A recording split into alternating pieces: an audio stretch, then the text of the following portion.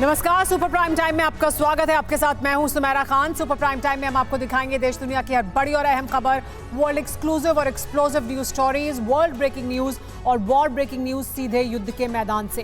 तो आइए शुरुआत करते हैं वॉर ब्रेकिंग न्यूज के साथ। इस वक्त की बड़ी खबर यमन से। यमन में हूती लड़ाकों की बड़ी गतिविधि देखने को मिली है। हूती ने मिसाइल लॉन्च साइट को एक्टिवेट कर दिया है। अमेरिकी नेवी पर हमले की तैयारी की जा रही है।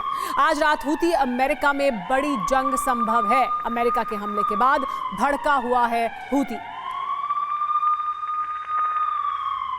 अरब सुलग रहा है। अमेरिका के हूती ठिकानों पर हमले से मिडिल ईस्ट में विश्व युद्ध की आशंका तेज हो गई है। पिछले 48 घंटे में 3 देशों पर हमला करके अमेरिका ने खुला चैलेंज कर दिया है कि वो किसी भी कीमत पर ईरानी प्रॉक्सी के हमले बर्दाश्त नहीं करेगा। यही वजह है अमेरिका ने फ्रंट फुट पर आकर ताबड़तोड़ हमले शुरू कर दिए। बाइडेन के ग्रीन सिग्नल के बाद बीती रात यमन के लिए तबाही लेकर आई, जिसके बाद ईरान का गुस्सा 7वें आसमान पर जा पहुंचा है। अब ईरान का आक्रमण तय करेगा कि मिडिल ईस्ट के रण में तबाही का कौन सा चरण शुरू होगा। इस बात की भी आशंका है कि कहीं ये जंग परमाणु युद्ध में ना बदल जाए।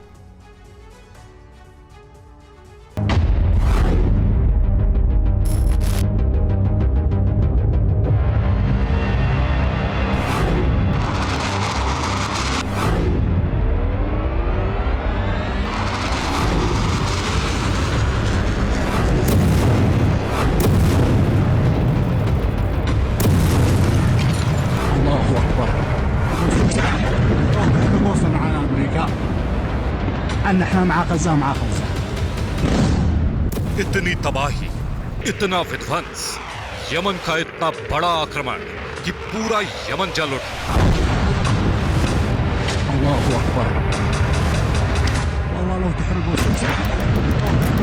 यमन में बीती रात करीब 11:30 बजे का वक्त था। तभी लाल सागर में हलचल तेज हो जाती है। टास्क फोर्स में शामिल युद्धपोत पर सायरन बजने लगते हैं।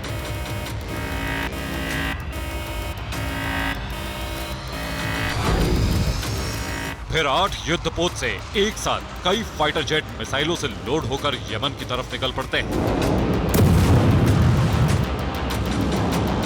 कुछ मिनटों में ही यमन के कई शहरों से आग की लपटें उठने लगती हैं।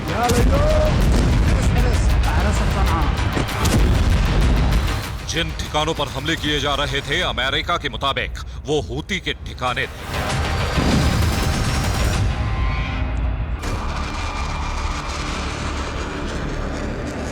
बीती रात में हूती के 36 ठिकानों को पूरी तरह तबाह कर डाला।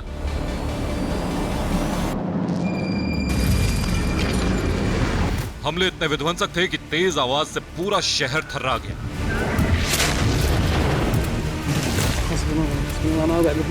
ये यमन की राजधानी सना पर हुए हमले का वीडियो है, जिसमें एयर स्ट्राइक की आवाज साफ सुनी जा सकती है।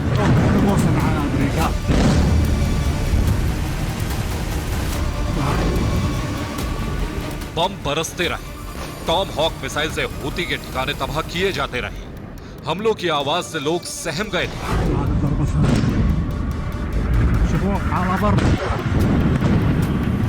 क्योंकि इतना बड़ा विध्वंस यमन में पहले नहीं हुआ था।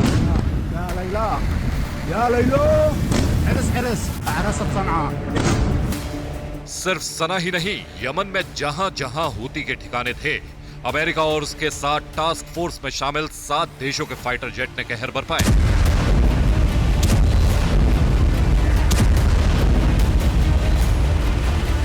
अमेरिका ने एक दिन पहले इराक और सीरिया में ईरान समर्थित गुटों पर हमले किए थे। कुछ घंटों बाद यमन पर ताबड़तोड़ मिसाइलें दागी, यानी अमेरिका अब फ्रंट फुट पर आकर युद्ध लड़ रहा है। अमेरिका ने अपने इरादे जता दिए हैं, जिससे अरब में हालात और गंभीर हो चुके हैं।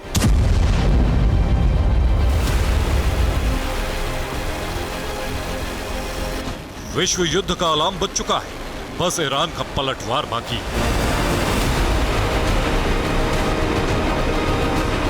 क्योंकि बाइडेन ने 2 दिन पहले ऐलान कर दिया था कि अब अमेरिका डिफेंसिव मोड में नहीं रहेगा, बल्कि वो न सिर्फ हर हमले का बदला लेगा, इसके अलावा उन तमाम ठिकानों को तहस नहस कर डालेगा जहां से हमले किए जा रहे हैं।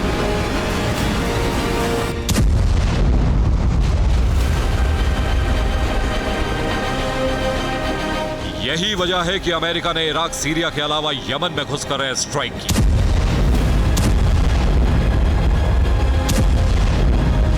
इस हमले को पिछले 2 महीने में सबसे भयंकर बताया जा रहा है। हूती को इससे बड़ा नुकसान अभी तक नहीं हुआ है।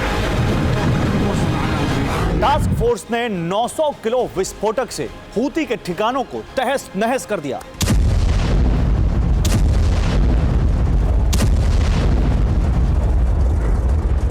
चौबीस फाइटर जेट लाल सागर से उड़े थे, जिसमें यूएसएस आइजनहावर से 10 F-18 ने उड़ान भरी थी, जो सना के पास हाल ही में शिफ्ट किया गया था।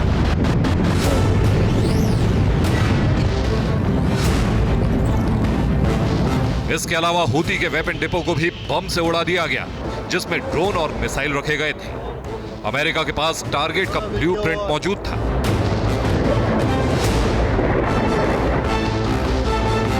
क्योंकि हमले इतने सटीक थे कि अंडरग्राउंड स्टोरेज को भी तबाह कर दिया गया।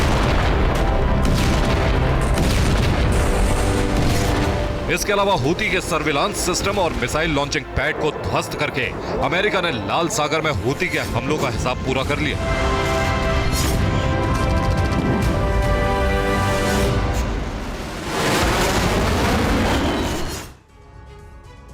बीती रात यमन जल उठा। अमेरिका ने ताबड़तोड़ 48 एयर स्ट्राइक कर डाली। यह हूती पर अभी तक का सबसे बड़ा हमला है। लाल सागर में मौजूद टास्क फोर्स ने लगातार 13 शहरों पर हमले किए, जिससे यमन थर्रा गया। लाल सागर से 8 देशों के फाइटर जेट उड़े और हूती के 36 ठिकाने ध्वस्त कर दिए। अमेरिका, ब्रिटेन के टारगेट पर वो इलाके थे जहां हूती के ठिकाने थे। यमन की राजधानी में सना में हूती ठिकानों पर 13 हमले किए गए। इसी तरह हुदैदा पर 9 हमले किए गए, जबकि घामर पर 6 बार एयर स्ट्राइक हुई। ताइज में हूती के 7 ठिकानों पर तबाही मचाई गई, जबकि हज्जा पर 5 हमले करके हूती लड़ाकों को मार गिराया गया। इसी तरह अल-बैदा पर 8 हमले किए गए। यमन पर यह हमले 8 देशों के फाइटर जेट ने किए, जो लाल सागर में मौजूद वॉरशिप से उड़े थे। उन 8 देशों के नाम हैं अमेरिका, ब्रिटेन, जो इस ऑपरेशन को लीड कर रहे थे। इनके अलावा ऑस्ट्रेलिया और बहरीन के जेट भी इसमें शामिल थे। बहरीन में टास्क फोर्स का सेंटर भी मौजूद है। कनाडा, डेनमार्क, नीदरलैंड और न्यूजीलैंड के एयरक्राफ्ट ने हूती ठिकानों को तबाह कर दिया।